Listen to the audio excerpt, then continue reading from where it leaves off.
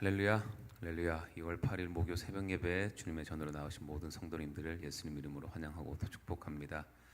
저희들 삶에서 일어나는 어떤 상황 속에서도 저희들 주님을 찬양하고 주님만 바라보며 나아가는 저희들 모두가 되기를 소망합니다. 우리 시간 모든 상황 속에서 우리의 믿음의 눈을 들어 주를 바라보며 나아갈 것을 이 찬양으로 함께 선포하며 나아갑시다.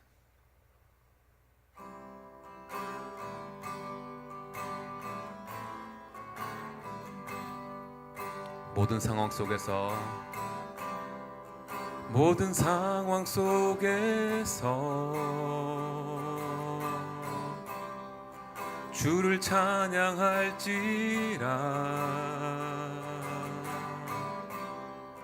주는 너의 큰 상급 큰 도움이시라. 주의 얼굴 구할 때 주의 얼굴 구할 때 주의 영을 부으사 크신 사랑 안에서 주를 보게 하소서. 내 영혼이 확정되어 싸우니 믿음의 눈 들어 주를 바라봅니다. 내 영혼이 확정되어 싸우니 믿음의 눈 들어 주를 바라봅니다. 다시 한번 믿음으로 고백합시다. 모든 상황 속에서 주를 찬양할지라.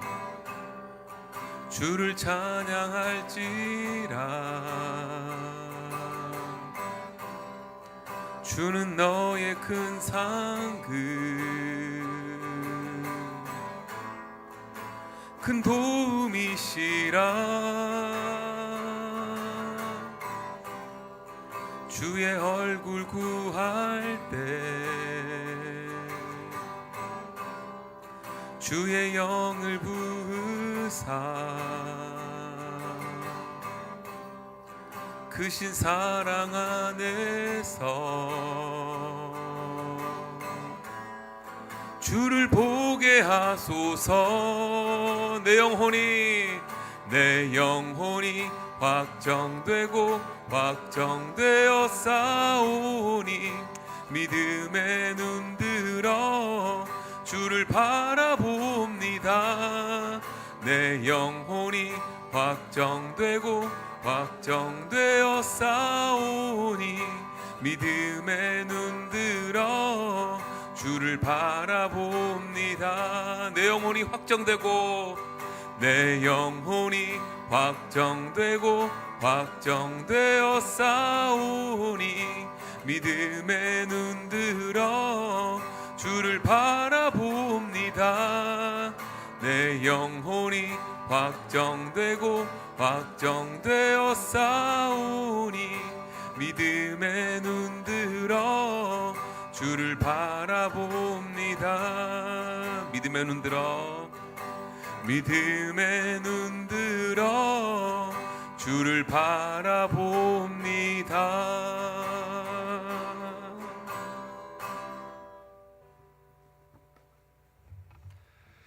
고맙고 자비로우신 하나님, 수요 통독 세미나를 무사히 마치고 은혜 받게 하신 것을 감사합니다. 이제 앞으로 11주 남은 기간 동안 인내함으로 말씀을 사모하며 역사적으로 그 말씀이 어떻게 진행이 되어 왔는지에 대한 하나님을 바르게 알 수 있는 귀한 시간들로만 채워지기를 원합니다. 또한 간밤에 주님 앞에 기도하며 성전에서 머물러 주님과 함께 교제했던 중보기도팀 올려드리오니 저들의 기도하는 모든 제목들 하나님께서 일일이 기억해 주시고 불쌍히 여기셔서 내 믿음이 너를 구원했노라고 주의 말씀이 우리 가운데 임하게 하여 주옵소서. 오늘도 주님의 말씀을 통하여 새롭게 하나님을 만나기를 원합니다. 예수의 마음을 깨닫기를 원합니다. 예수님이 우리 교회를 향하여 각자의 우리를 향하여 무엇을 원하시고 무엇을 들려주고 싶은지를 깨닫는 은혜가 있기를 원합니다. 그리하여 우리의 삶이 영과 진리로 예배할 수 있는 귀한 하나님의 도구가 되기를 원하옵고, 그것으로 말미암아 하나님의 선교 동참할 수 있는 거룩하고 복된 삶들이 되게 하여 주옵소서. 하나님 아버지, 여러 가지 기후 이상으로 인하여, 특별히 폭우로 인하여 이 지역 사회에 많은 혼란이 있습니다. 하나님, 그것으로 인하여 시험 들지 않도록 안팎 끝을 지켜주시고 성령이 인도하여 주옵소서.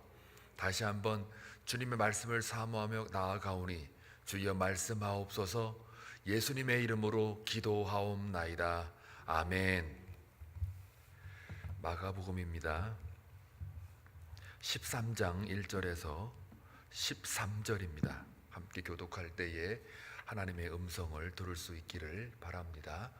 예수께서 성전에서 나아가실 때에 제자 중 하나가 이르되 선생님이여 보소서, 이 돌들이 어떠하며 이 건물들이 어떠하니이까? 예수께서 이르시되 내가 이 큰 건물들을 보느냐? 돌 하나도 돌 위에 남지 않고 다 무너뜨려지리라 하시니라.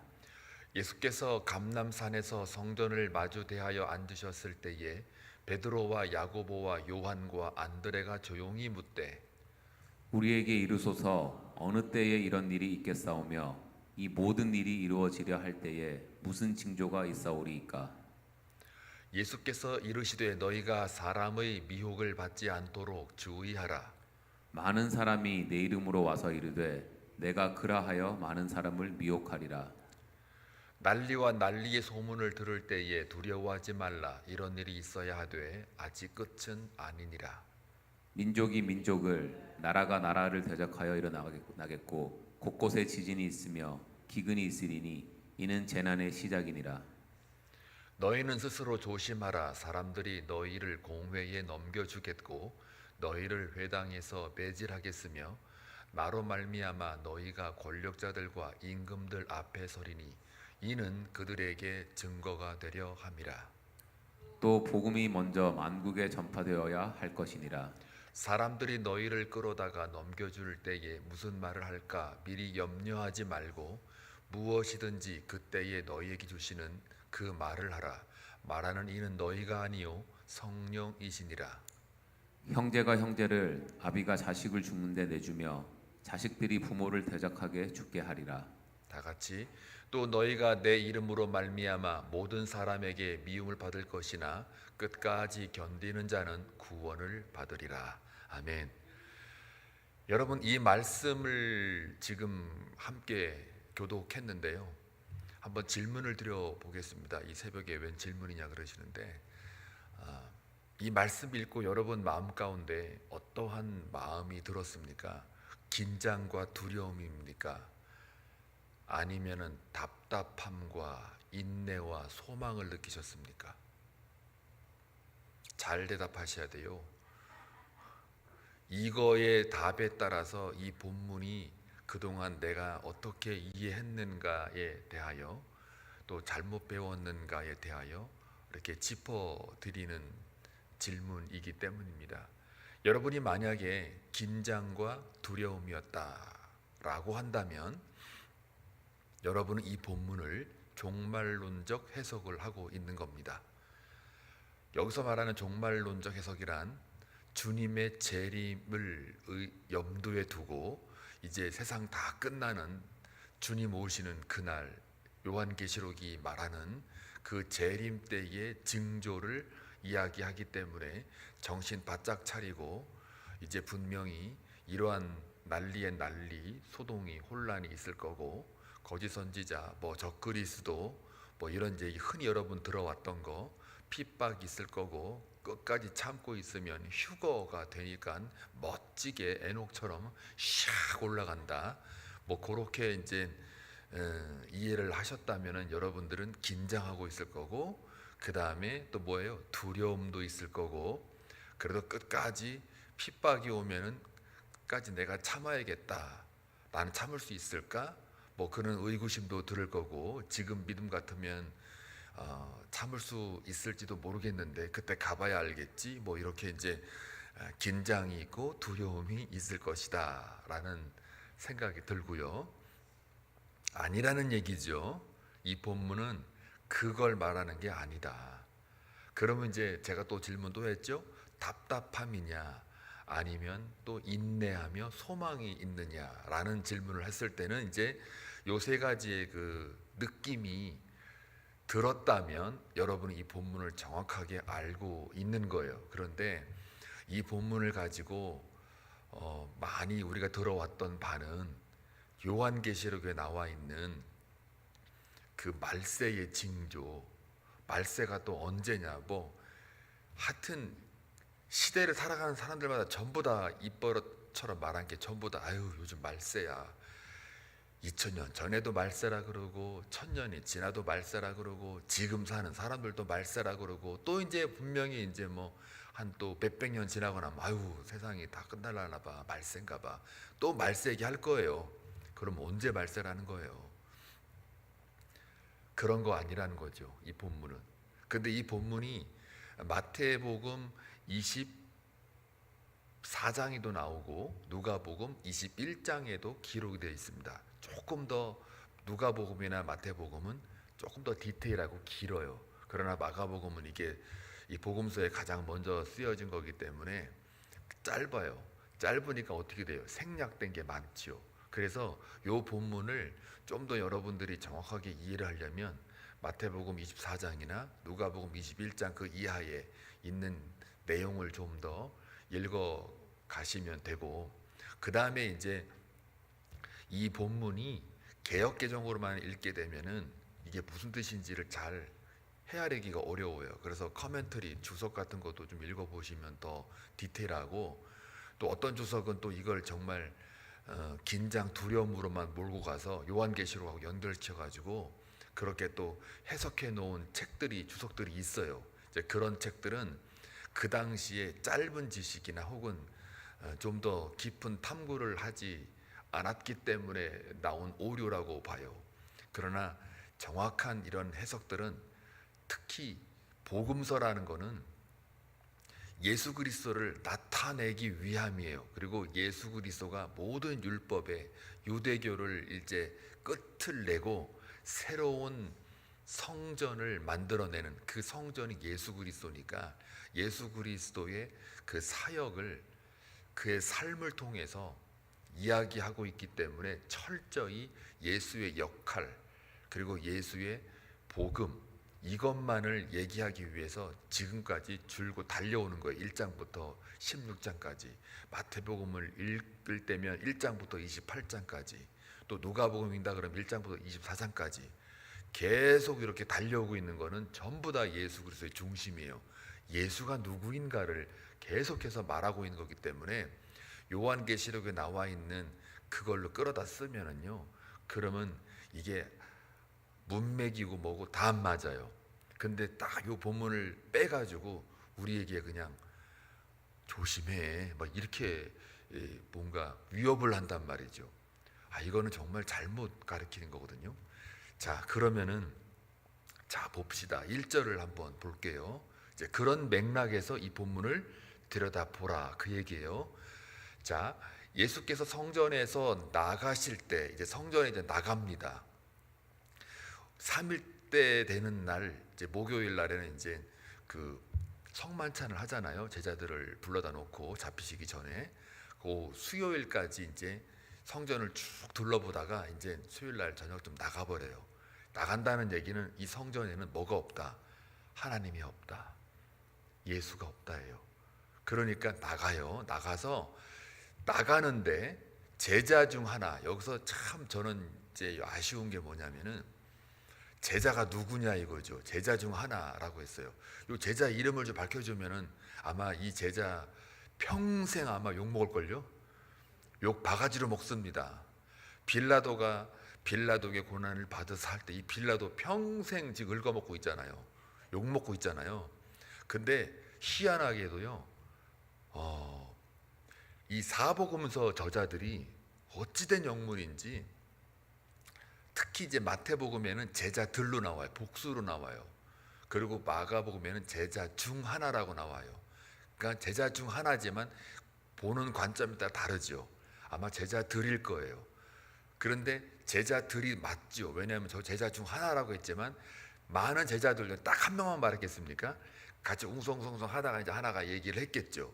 그런 포인트가 마가복음에는 있고, 마태복음에는 제자들이 다 이렇게 싸잡아가지고 공동체로 해서 이렇게 얘기했다라고 나오는 걸 볼 때 제자들이죠.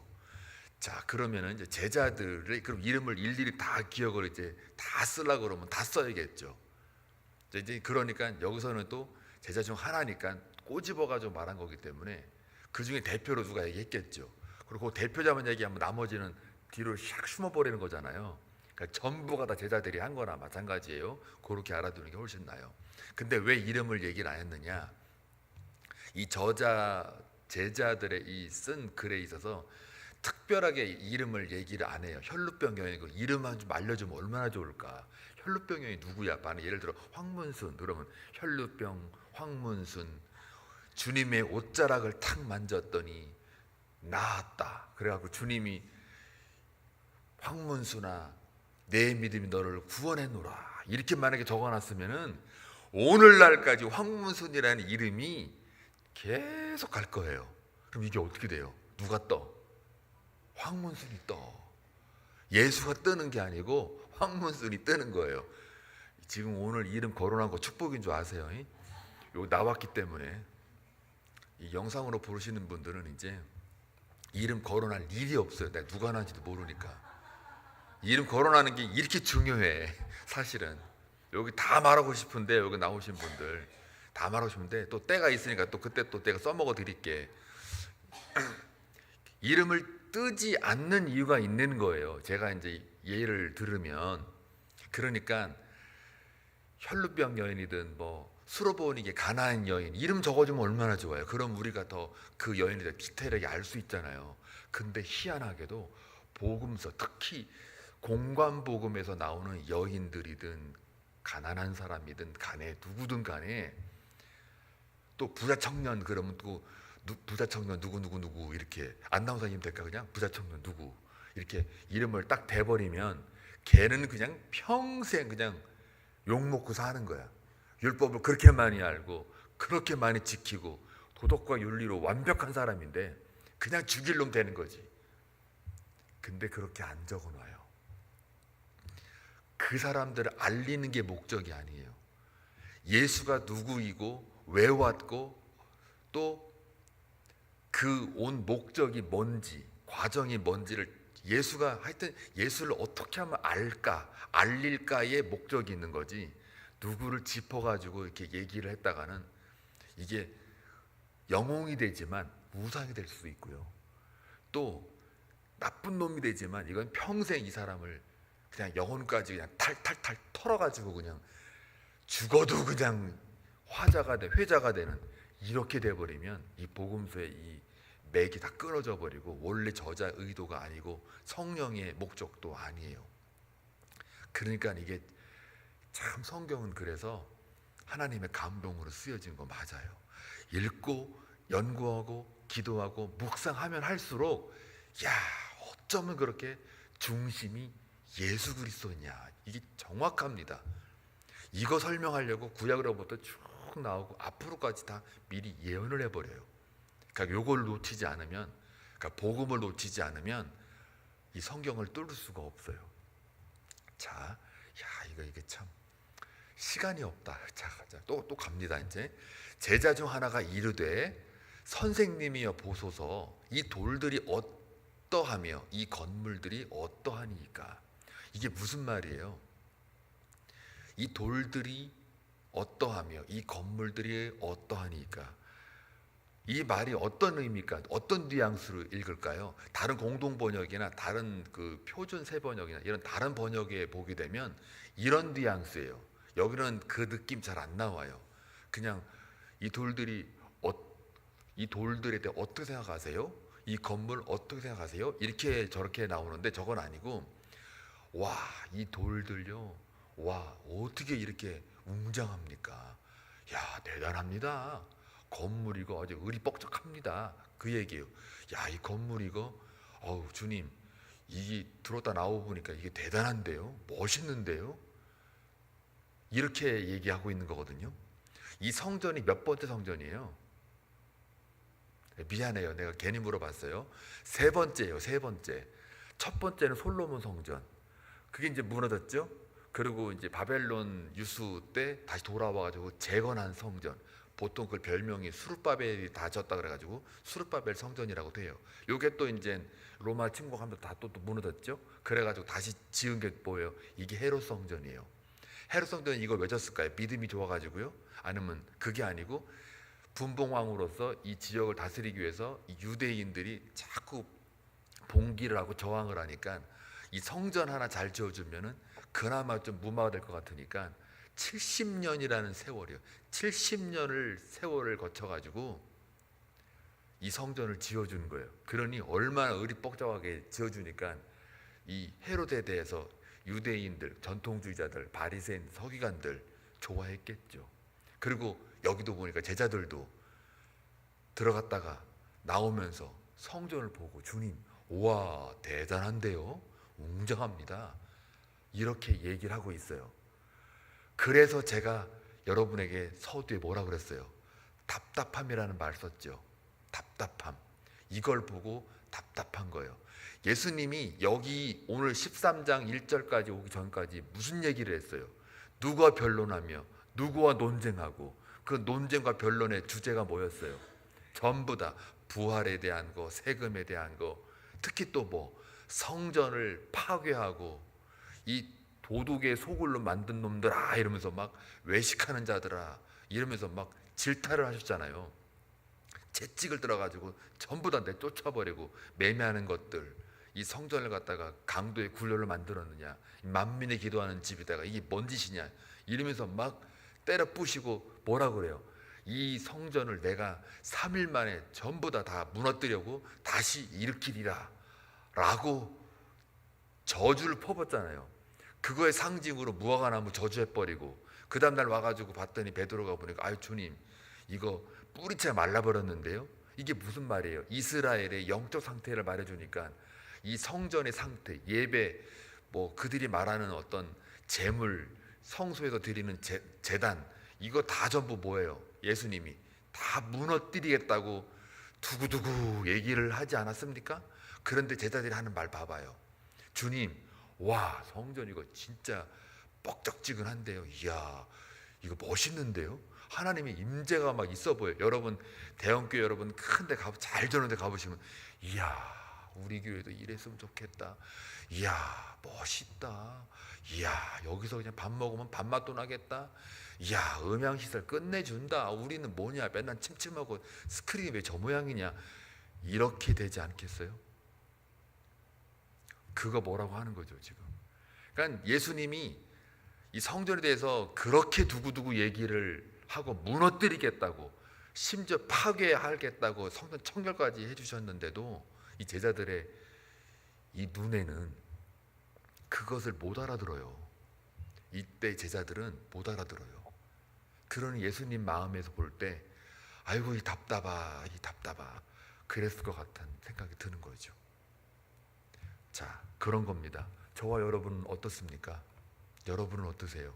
말씀을 많이 듣고 기도 많이 하고 뭔가 성전 생활 많이 하는데 혹시 엉뚱한 얘기는 하지 않는지, 주님의 마음을 전혀 모르고 이 돌들이 어때요? 이 건물 어때요?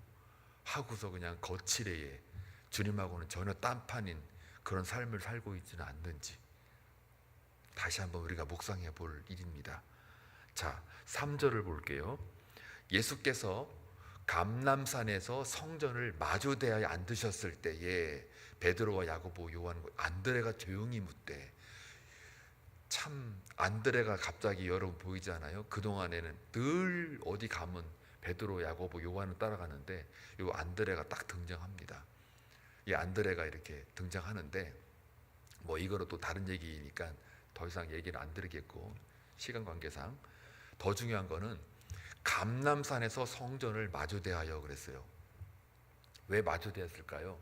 이 스가랴 선지서를 보게 되면은 감람산에서 항상 그 전쟁을 치를 때 이렇게 준비하는 그 산으로 유명한 게 감람산, 그리고 올리브가 많이 있다 그래서 올리브산이라고도 해요.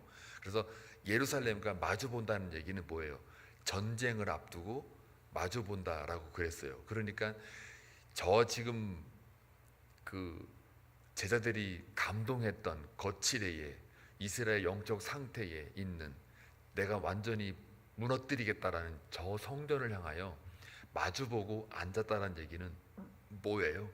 저기 저 예루살렘 성전에는 하나님이 없다 선언하시는 거예요. 그리고 이제 감람산에서 전쟁을 치르는, 예수가 있는 그곳에 하나님이 계시다라는 이야기예요. 항상 이제 예수님이 전쟁을 치르는 거죠. 자, 그리고 4절을 이제 보시게 되면 우리에게 이르소서 어느 때 이런 일이 있겠사오며, 성전이 이제 완전히 무너지고 이제 끝나는 날이 온다라고 할 때 우리 제자들이 하는 말 보세요. 우리에게 이르소서 어느 때에 이런 일이 있겠사오며. 여러분, 여러분이 제자 같았으면 어떻게 말했어야 돼요? 아니, 성전을 무너뜨린다고요? 다시 이렇게 세운다고요? 마주대하면서 전쟁을 치르신다고요? 그러면은 저거 누가 무너뜨려요? 어떻게 무너뜨려요? 이 질문이 나와야 되는데 언제 이게 무너져요? 언제요? 꼭 이단의 그 특징이 하나가 언제 주님 와요? 꼭 날짜, 스페시픽한 날짜를 원하죠. 그때 주님이 뭐라 그래요? 다른 복음에서는 그때는 아무도, 진짜 종말이 얘기할 때는 그때는 아무도 모른다. 아버지만 안다. 그러니까 주님은 철저히 하나님이시고 또 아들이시지만 아버지의 할 일과 아들의 할 일을 철저히 구분하세요.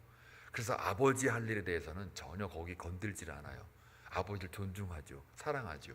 자기 아들로서의 이 땅에 오셔서 해야 될 일, 그 사명을 감당하시는 거예요. 그게 십자가예요. 자, 그러니까 이제 앞으로 나오는 그 뒤에 있는 말들은 전부 다 뭘 상징하냐면 십자가 이후에 발생할 일들을 가리키고 있어요. 십자가가 새 성전을 일으키는 하나의 분기점이 되고요. 십자가 이후에 성령이 오심으로 인해서 새 성전인 뭐가요? 교회가 세워지잖아요. 여러분이 성령이 임재를 경험했을 경우 여러분이 교회가 되잖아요.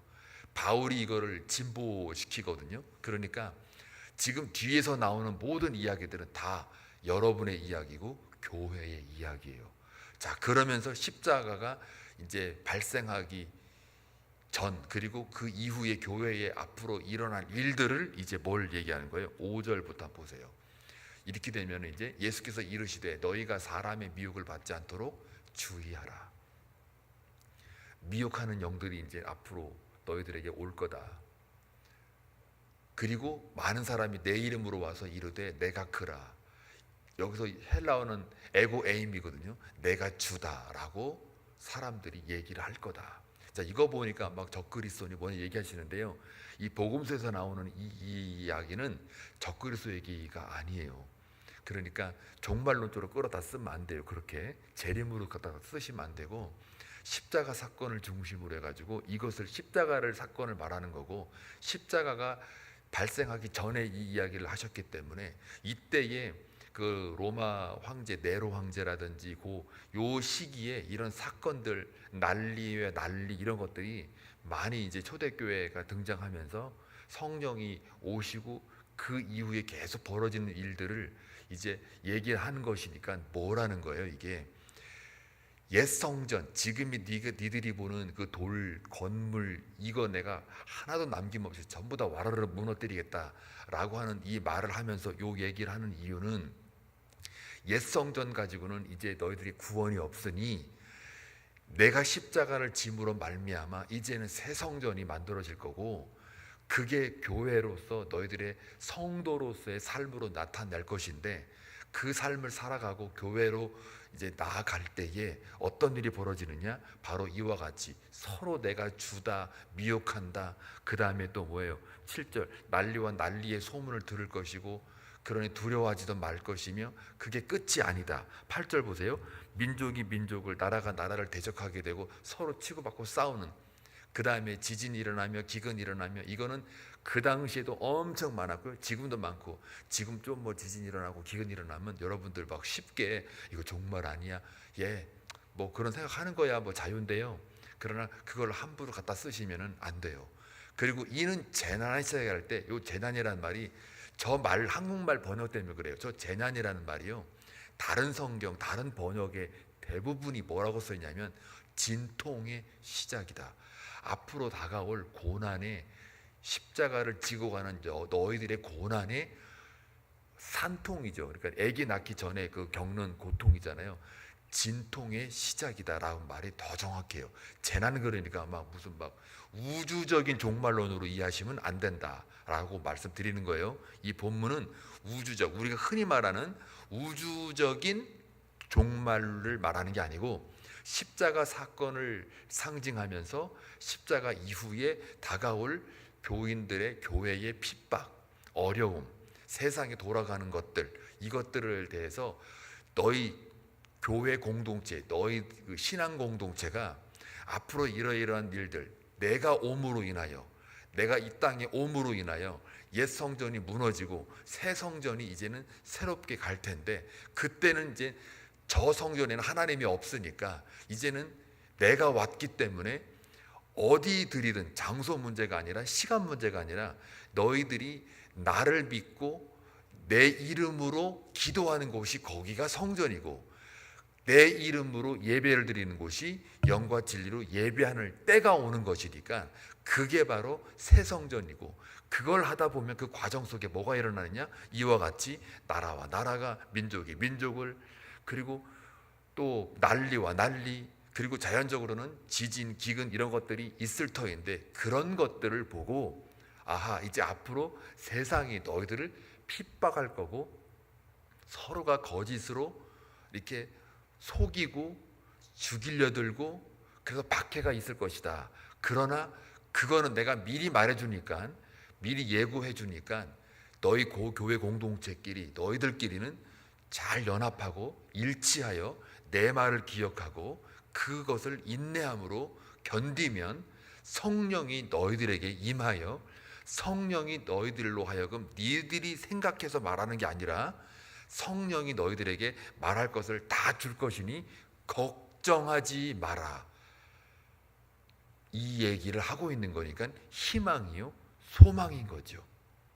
예수님은 그래서 십자가를 지고 당신께서 돌아가시고 그 이후까지도 우리를 너무 사랑하고 우리를 너무 아끼고, 그러니까 그것까지도 다 예고해서 설명하고 걱정하지 마. 성령이 너희들의 입술을 열어서 그가 말할 거야. 그러니 걱정하지 마 하면서 맨 마지막에 너희가 내 이름으로 말미암아 모든 사람에게 미움을 받을 거라고도 다 예고를 하셨어요. 그러나 끝까지 견디는 자는 구원을 받으리라. 절대 너희들은 죽지 않아. 걱정하지 마 라고 주님이 십자가에 돌아가시기 전 앞으로 다가올 그거에 대하여, 그 두려움에 대해서 미리 다 우리에게 조곤조곤 얘기해 주시는 그 예수님의 은혜와 사랑을 느끼시면 오늘 여러분은 오늘 살아가는 동안 그 예수님 사랑에 힘입어 여러분이 넉넉히 이길 수가 있습니다. 여러분이 유언 남기고 정말 자녀들 사랑하면 죽기 전에 이제 앞으로 결혼하면, 결혼할 때 왜 부모들이 막 울잖아요. 기뻐서 우는 것도 있지만 아이고 저게 잘 살라나, 특히 딸 가진 부모들은 아이고 저게 잘 살라나, 싸우지는 않으려나, 내 인생 돌아보니까 막 치고받고 막 싸우고 막, 야 이거 내가 여기까지 올 때 엄청 잘 견뎠는데 야 쟤는 결혼하고 나면 어떻게 잘 살라나, 아이고 나처럼 안 싸우고 분쟁 안 하고 또 안 울고 잘 살았으면 좋겠다 막 걱정해가지고, 아이고 저것이, 결혼 청년들은요 결혼 초대받아가지고 결혼식 가면 와 멋있어, 예뻐, 멋있어, 신랑 이뻐, 장 이뻐, 돈 좋겠다, 신랑이 뭐 어쩌고 저쩌고 막 이런 것만 봐. 황홀한 것만 봐. 매력적인 것만 봐. 그러나 우리 어른들은 결혼 한 몇 년쯤 하신 분들이 딱 이렇게 초대받아 가면은 에휴, 저걸 잘 살아야 되는데, 안 싸워야 되는데 이러잖아요. 그건 뭐예요? 양쪽이 다 사랑하는 거지만, 그러나 살아보니 미리 예견해가지고 아유 잘 살아요, 잘 살아요. 저도 그래요. 아유 싸우지 말고. 농담도 해. 제가 제자들이 만약에 결혼한다 그러면, 시간 지났는데 미안해요. 결혼한다 그러면 처음에 저 청년 때는 부러워, 야 신부 너무 이쁘다, 좋다, 이렇게 표현을 했거든요. 결혼하고, 물론 내가 결혼이 뭐 지금 재미없다 이런 게 아닙니다. 그냥 인생의 그 깊은 맛이라고, 이 맛이야 이거, 이 맛을 제가 이제 알았기 때문에, 그게 쓴맛도 있고 단맛도 있고 뭐 많잖아요 맛이. 그 맛을 다 아는 사람으로서 그래 너는 꿀맛으로 살아, 단맛으로 살아 하고 이렇게 기대하는 그런 소망을 주기 위해서, 그래 싸우지 말고 잘 살아. 끝까지. 또 남자들한테 제가 그래요. 전사님이 무조건 참어, 응? 남자가 져주는 거야 막 이렇게 얘기한단 말이에요.